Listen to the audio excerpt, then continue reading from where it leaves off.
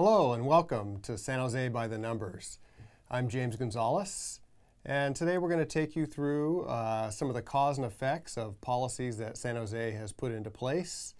We're going to talk about the crime rates, going to talk about Measure B and the effect it's had, particularly on the police department. First of all, my name is James Gonzales, and I'm on the board of directors of the San Jose Police Officers Association. I've been a proud police officer here in San Jose for 13 years and been in law enforcement for 15 years.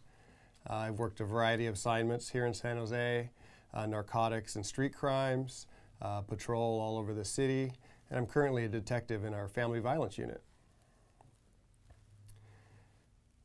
San Jose has enacted a number of policies, including Measure B.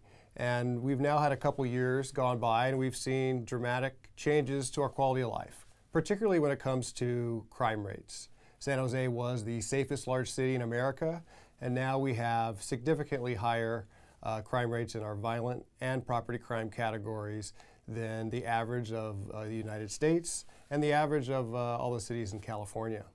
The San Jose City Auditor recently reported this to City Council. When we first saw large cuts to our police department, we saw an immediate spike in crime. And some city officials, including the mayor, called those spikes in crime an anomaly. And now we've had a few years of 300 officers less than we used to, and we've seen those numbers stay where they were. We see homicides from an average of about 20 a year to well over 40. We see auto thefts that went up 70%. We have one car stolen every hour in San Jose. Virtually every category of crime we've seen increase since the number of police officers have decreased, and we see those numbers holding steady. As crime has gone up and our police officer staffing has gone down, we've seen a number of other things that are very important happen. Arrests in San Jose are down 50%. So at the same time that crime is rising, population is increasing, we arrest half the number of people that we did just a few short years ago. And maybe most significantly, change in policing to San Jose is our response times to priority 2 calls went from around 11 minutes to over 20 minutes. And that's probably the most troubling, how long it takes for a San Jose police officer to respond when you call 911. I'll talk briefly about what a priority 2 call is. When you call 911 and say, there's a domestic violence incident going on, my husband just beat me, an attempted rape, attempted child abduction, very serious calls, other than maybe an active shooter or something that is violent and currently going on, as a priority 2 call. And those calls are averaging 20 minutes. Far too long for someone to wait for that type of call. The most significant policy change that San Jose has seen is obviously Measure B. And Measure B was brought before the voters by Mayor Reed and significantly changed the benefits that police officers, firefighters, and also employees receive. It made San Jose a place that is no longer competitive in the field of law enforcement. And we've certainly seen the effects of that through our crime rate and reduction in police force. Much of Measure B was actually thrown out by the judge in the trial, and San Jose is now in a place where we have a hodgepodge of parts that were ruled legal and parts that were ruled illegal. But nevertheless, it has changed the competitive nature of San Jose as regards to benefits for public employees. I'll talk a little bit about how it came to be and a little bit of history that sometimes seems to be forgotten. Mayor Reed came to the voters and talked about the unfunded liability, essentially the mortgage over a long period of time that pensions are. And the numbers seem very large, just like a mortgage seems very large. And $650 million was the number that Mayor Reed started using. And he used that number in presentations all over. He showed charts that showed skyrocketing costs with a trajectory that went off the paper and showed that they essentially would go on indefinitely. And that's a serious problem. after those numbers began to be used, there was a series of investigations by the state of California and by news agencies that proved that they were completely false, that there was no documentation backing those up. Budget deficit is public enemy number one. San Jose is in a crisis. To save our city from a fiscal disaster. Mayor Chuck Reed was making the rounds on TV, in magazines, and through warnings fed to the public. San Jose is now facing the worst fiscal crisis in its history. The prediction? Retirement costs could soar, reaching $650 million by the year 2015. Unsupported and likely overstated. That's what the state auditor has to say about the number San Jose Mayor Chuck Reed used to sell pension reform to voters. That area investigation revealed the mayor used an inflated pension projection to help sell a fiscal emergency. Mayor Chuck Reed said retirement costs could reach $650 million by 2015. Even though city officials revealed to NBC Bay Area the mayor was told not to use that padded number. The audit revealed today what NBC Bay Area exposed earlier this year. The official projection is about half that. So you're still standing by this number? The number is the number. A number the state audit calls unsupported and likely overstated. Now, the actual cost that he was talking about when he said about the pension mortgage of $650 million for fiscal year 2015-16, the city actuary recently came back with what those numbers actually are. And we know that they are around $300 million. And that's still a high number. It's a number that is over a long period of time and something we want to work to reduce. But certainly the choices that one makes when you are told there's a $650 million mortgage versus a $300 million mortgage, more than double, would significantly change the choices that you would probably make in addressing those. And seeing the effect of crime and quality of life in our city because of some of the choices we made, we think that back if we had more accurate information in the beginning, different choices may have been made. Another thing to kind of go back in time and talk about is a perception that the unions were not willing to negotiate and to kind of address these significant costs. Measure B was the only answer, and that certainly wasn't the case. Prior to Measure B going before the voters, San Jose police officers and firefighters made an offer to the city that would have saved hundreds of millions of dollars, more than Measure B is currently saving the city. And that proposal addressed all the major cost factors that needed to be addressed with pensions, including things like retirement age. So Measure B has been in place for a couple of years, as well as some other changes to benefits and working conditions. And what San Jose has seen is the largest exodus in law enforcement history. We see officers in San Jose leaving their job here and going to jurisdictions in virtually every other city surrounding us and even in other states and doing this very same job for another municipality and receiving a lot better benefit package for that.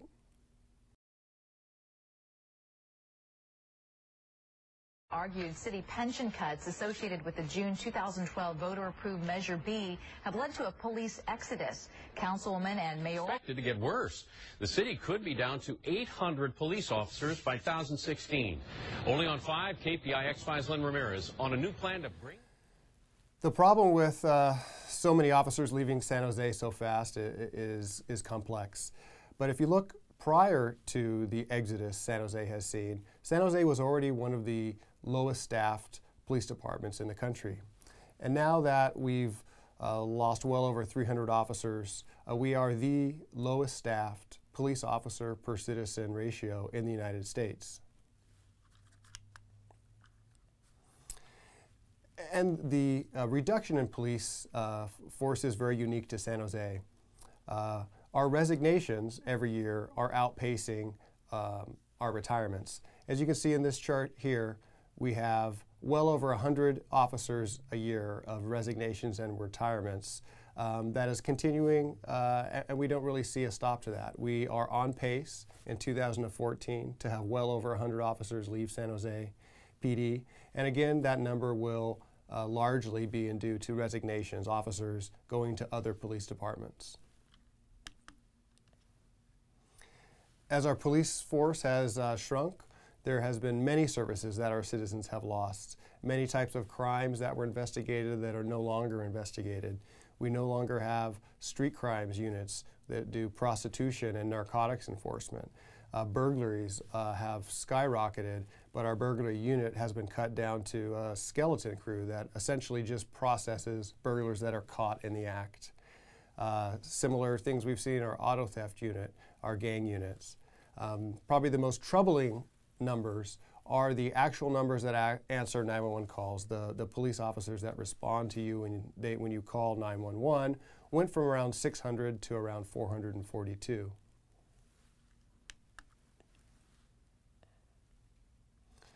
So everybody knows that the number of San Jose police officers is not sufficient to police a city of our size.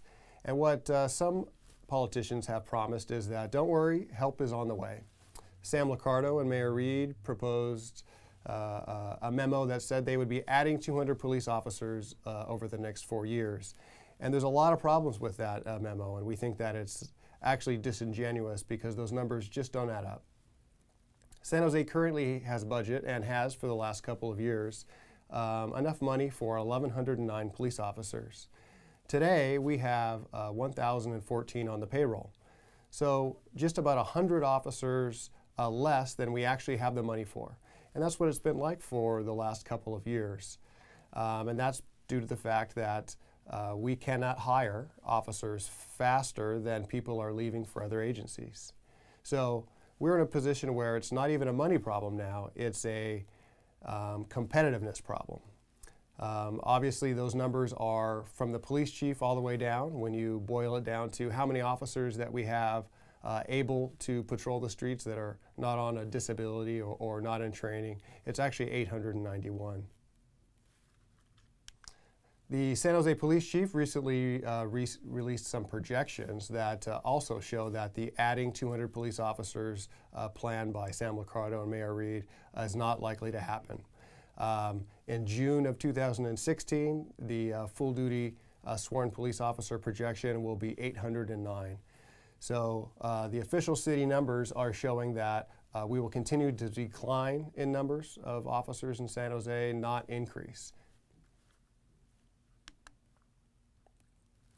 Talk a little bit about how do we get more San Jose police officers. Well, they have to go through a police academy. We run 2 police academies a year with about 45 officers per police academy. 2 of those academies, minus about 15 or so that don't make it through the academy, leaves you with about 75 officers added to the police department a year. If you take our average of 100 officers resigning or retiring, that will continue again this year, that leaves you with a net loss of about 25 officers. That's a conservative number, but as you can see, the math of how San Jose can add police officers just doesn't add up unless we change some of the factors which are causing people to leave.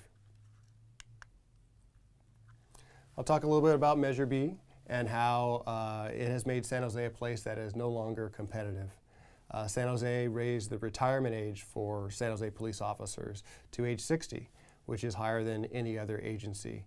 It drastically changed the disability protections that officers' families rely on when you do this dangerous job.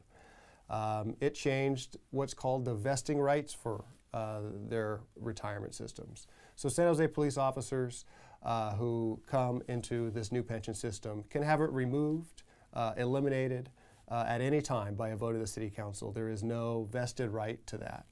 And so there's no retirement security, there's no assurance that that retirement that our new police officers are receiving will be there a year from now or certainly 30 years from now. And you can see in this chart what our San Jose police officers are receiving for retirement benefits are not only the worst in the state of California, the lowest of any police officer in our state, but they're also far less than what our own mayor and city council have for themselves in retirement benefits, disability protections, and vested rights to those retirement accounts. I think the disability issue is one that really has gotten some publicity, and it should. Changing the disability for police officers was a terrible idea. When you go out and do this job, sometimes you get injured. And police officers' families need to know that their loved ones that do this dangerous job will have protections if they get injured in the line of duty. Measure B drastically changed that. It eliminated the assurance of those protections. And the City Council is drastically trying to come up with a Band-Aid to fix that, because even they have admitted that those parts of Measure B will need to be changed, or we will continue to lose officers for other agencies who do provide those protections. We think the evidence is very clear that Measure B has created a non-competitive package for police officers in what is a market rate job. You can go to Milpitas, to San Francisco, or anywhere else in the state and receive far greater benefits that you receive in San Jose. And evidence of that is after Measure B passed and was implemented, we had a police academy class that went through and had these new set of benefits. And all but 2 of them have either left or are in the process of leaving for other agencies. So virtually the entire police academy that is now under the second tier has left and is looking for other places to work. Compounding the problem of San Jose's exodus of police officers is retirements have obviously gone up. We have eligible retirements that we've seen increase in the last few years, and those officers that are able to retire certainly are, and those numbers have gone up in recent years and are going to continue to go up. So what do we do about it? How do we fix the situation where San Jose is non-competitive? The state of California did pension reform for public safety. They went to what's called a PEPRA plan through CalPERS, and we believe that something similar should be done in San Jose. I'll leave you with this final note that the challenges that San Jose have seen are not unlike other cities and not unlike we've seen all up and down the state. The difference is the way San Jose addressed those challenges. After Measure B has been in place now for a while, we have seen the effects, certainly effects that nobody intended. And so what needs to be done now is to go back to the table and address legal changes to pension reform. Large parts of Measure B were thrown out by the judge as they were ruled to be illegal. Those things need to be reformed, and we stand ready to do that now, as we were before. San Jose is our home and our community as well, and we are committed to improving it and making it, San Jose, again, the safest large city in the nation. Thank you very much for watching San Jose by the Numbers.